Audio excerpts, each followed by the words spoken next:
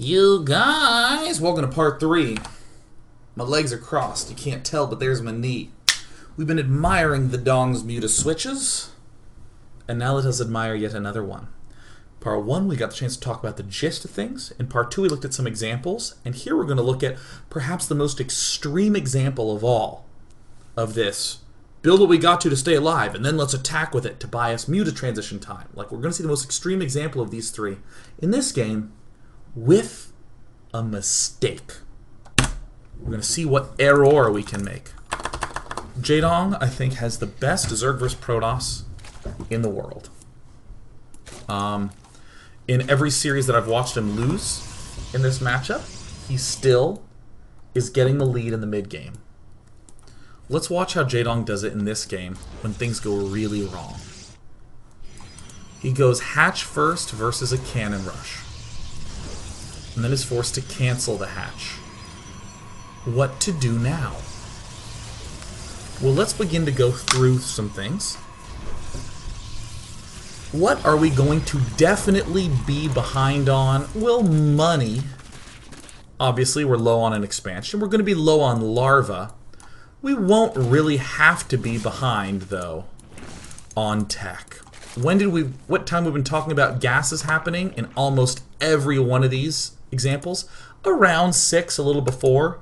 Here, Jaedong's getting it a little bit closer to 5 minutes. SOS. He can either, SOS is going to be low on money, so he can't do any big 2-base all-ins that are going to be that good.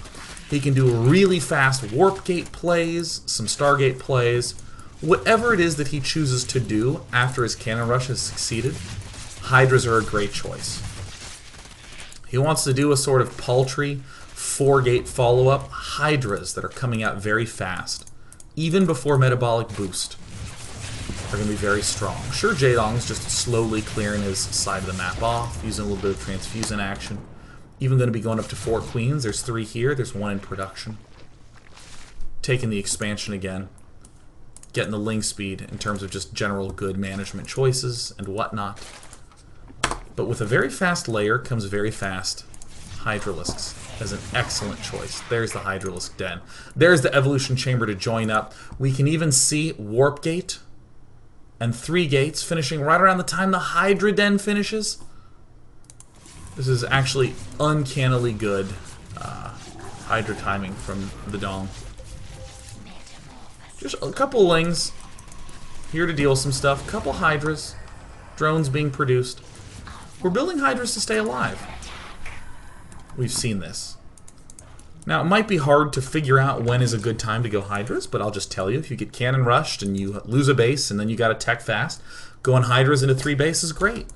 And look at this. Look at how early Jaedong is getting all his geysers. He's only just gotten this base. He's actually only at 53 drones, but still gets the gas up very early.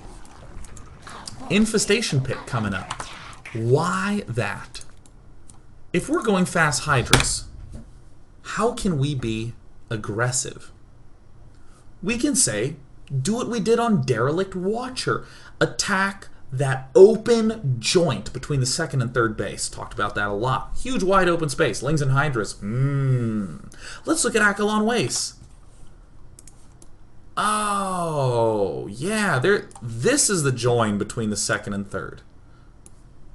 There's the 3rd that's going to be going down in a minute. So it's not open. How do we make Hydras aggressive now? Oh, I know. Let's go Hydra Viper with some roaches. It's a really aggressive move. Nice. Still going to be using this force to secure us an extra expansion. Ooh, Roach Warren, but my goodness, a 10-minute infestation pit finishing a little bit after 11 minutes. Whoa! Here's this Spire coming up to provide us the tools that we need to do a big Muta Switch at any time. But what do you know? Building up drones. Roach Warren's done. Roach speed coming up. More drones being produced, and this is where Hydras and Roaches begin getting massed. Look at the Hydras and Roaches being produced.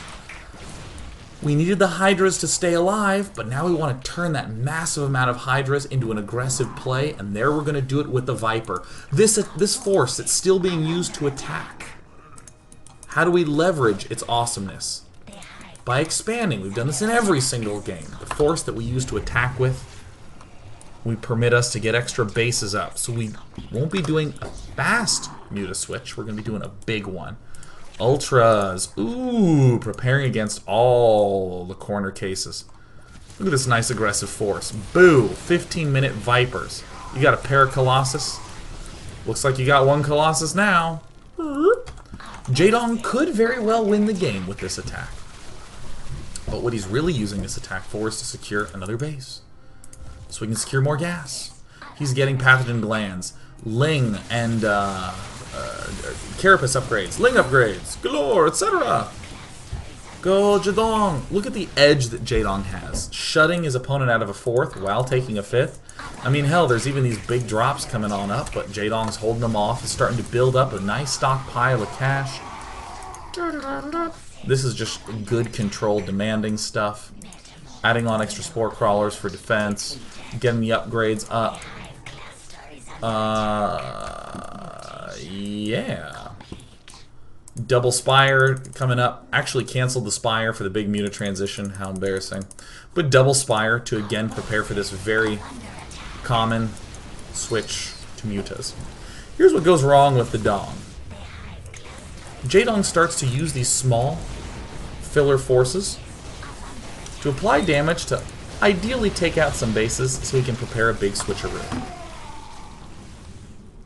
But Jaedong, in my eyes, erroneously builds a huge force that is not going to be able to trade into Mutas. There's Ultras going down. Ultras are great as a direct engagement force, but Jaedong never direct engages with it. Look at Jaedong's money. Look at the money. It's starting to get so high. Oh, baby, is that transition in Mutalisks going to be so sweet.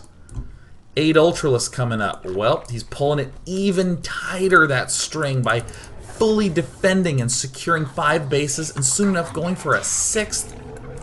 But Jaedong needed to have engaged soon. Either by killing this base and then engaging the army that came to defend, or by engaging SOS when SOS moved out. This kind of pressure is fine. But we're seeing again, SOS, look at this. 12 Stalkers, 2 Archons, 4 Colossus, 2 Immortals being produced. Yeah, there's 6 Phoenixes out, but 6 Phoenixes aren't going to do so well when Jaedong's going to be able to produce 40 Mutalisks soon. I mean, the gas income is scary. 12 Mutalisks per minute from Jaedong. More drones being produced. He's pulling the string tighter. The Mutalisk switch is going to be even stronger, more powerful than any Muta switch that has been seen before. Building some roaches to stay alive, that's fine. Building whatever he needs to. Taking another base, doing whatever he needs to. I mean, this is going to be the sickest Muta switch. I can't wait. I truly cannot. Can you? I'm speeding it up. Getting some Corruptors. Perfect. He can deal with the Colossus. He can even begin to pick off some other things like the Phoenixes. I gotta speed this up because otherwise we won't have time for questions.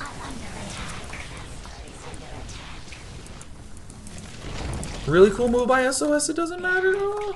This, I think, is one of the most brilliant and pure examples of the attack buying time for the big switch. Imagine a Nidus network here. SOS pulls back everything to clean this up, providing time for 45 Mutalisks to come out. Here's the error of the game. It goes around the army. This army needs to engage this or delay this. Here's Jaedong's attempt to the Muta switch, but it ain't big. It's 8. Jaedong actually can't even sacrifice in time to build. Look at this, 47 larvae, but he's maxed. Only now does he have the ability to build those mutas, but he doesn't have a spire. He's got to rebuild it. And all his larvae are getting killed. No one ever talks about the importance of keeping larvae alive, but here, that's exactly what Jaedong needs alive. Jaedong can't engage this profitably. 25 larvae slowly dwindling. you can set yourself up perfectly as Jaedong has, and then not free up enough supply for the switch. And when the free up of the supply happens, it needs to be in a way that buys you just 33 seconds for the mutalisks to pop out.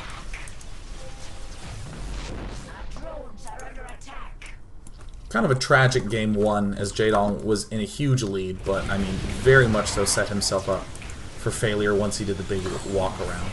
Even a weak mutalisk transition would have been better than no mutalisk transition at this point. And then Jaedong, he lost the game. Let's take the questions. Subscribers off. Subscribers off. No subscribers on. Alright. Utori Kyuya says, Day 9 Part 1, you mentioned how Jaedong does a big Muta rubber band push. Do you think a lot of pro players caught onto it to the point where it has become his Achilles heel? Commentators and fans are always expecting that push from him in the late game. Yeah, so this is what makes Jaedong's style so strong, is that expecting the Muta Switch is not the key. That's it. Like, just because you expect it doesn't mean that you're going to be able to answer it well. What Jaedong does is that force that he builds to then shove at you, he looks at how his attacks are doing, and then in that moment he can decide whether it's time to Muta Switch or time to make more defenses to hold off your attack. So what I have seen a lot of players do is go, oh yeah, Jaedong's going to be doing the Muta Switch now. And then they switch to two Stargate Phoenix production. Then Jaedong just builds more Lings and Hydras and kills him. And what makes it so, what really is the key to this style, I mean, I know I talked about the Mutalisks transition from start to finish, because that's the fundamental play that's making it work. But at a really subtle level, what Jaedong's doing is just holding the larva and holding the money and then attacking.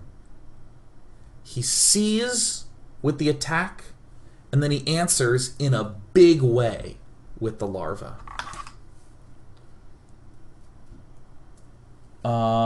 Heavy Ivital says, Sean, do you ever miss Kansas City? I don't. Not at all. I love LA and San Francisco. They're great places to be.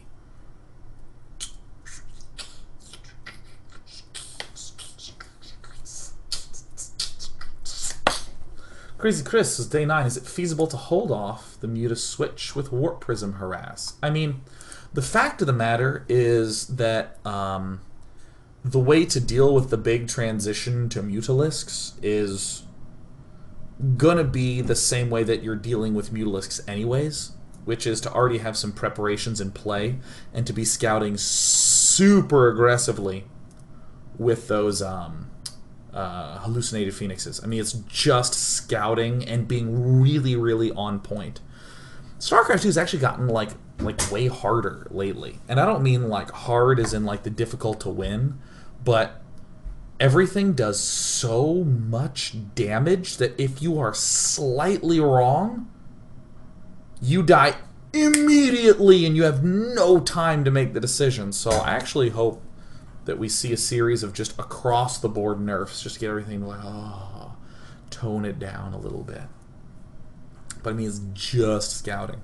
This is why we see players open with Phoenix harassed so often, because then they have some of the answer already for a switch to mutalisks.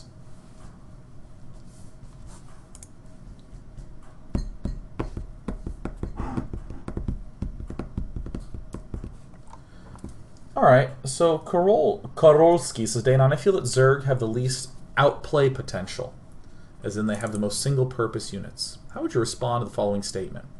With perfect play from both sides, Zerg will always lose, and the only reason Jaedong and a few other Zergs are able to keep up with the others is because of their absurd skill level. Which is, no, I just don't agree with that statement at all. I think that multi-purpose versus single-purposedness, I mean, it just doesn't matter.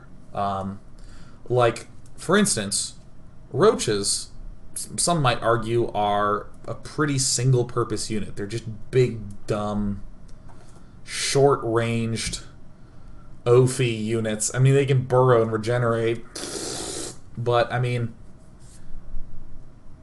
the roaches aren't the important thing that's going on. It's the economy that's interesting. Because, I mean, like, even roaches are single-purpose. You can just get way more roaches than most armies can handle and kill a guy with just roaches. In fact, you can get to, like, #1 in your Masters League building only Roach Hydra in every matchup.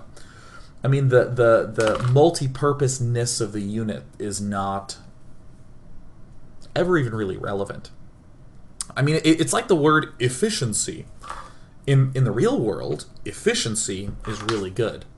But inefficiency in StarCraft 2 is often fantastic. It's great to be expanding a lot and hurling units inefficiently at the Protoss because it serves a purpose.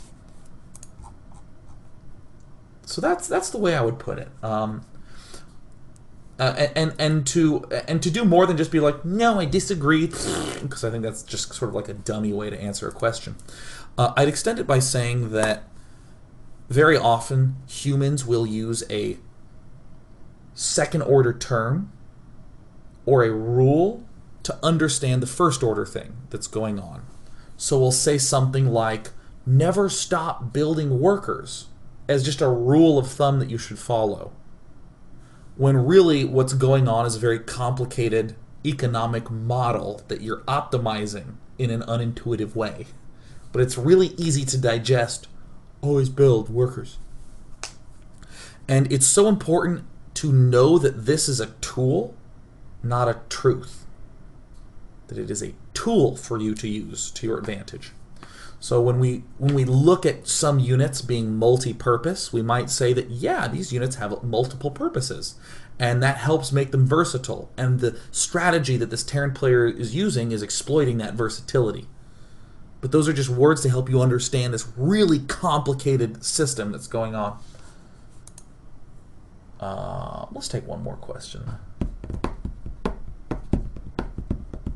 By the way, thank you all so much for the nice words on Twitter. I really appreciate it. I'm so happy with how this daily went. I thought this was going to be just a terrible show. That impromptu part 1 decision worked nicely. Yeah. One more.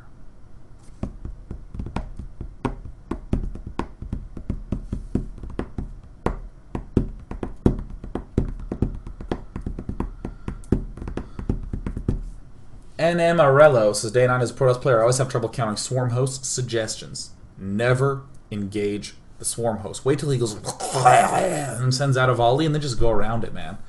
Definitely flood the Colossus. Like, two Robo Colossus, churn them out, poop them up, do that snazzy, jazzy-roo. Just do it. Do it, man. Do it. Do it. Avoid it like crazy. Avoid it. Just go around it. Just kill all his bases until he has an indestructible army in the middle. And then lose. Alright, I'll see you tomorrow, where we're going to analyze Jaedong's Zerg vs. Terran. It's not on the calendar yet, and it won't be till tomorrow. But just remember in your mind. Just remember in your mind. Da, da, da, da, da, da, da. Da, da, da, da, da, da, da.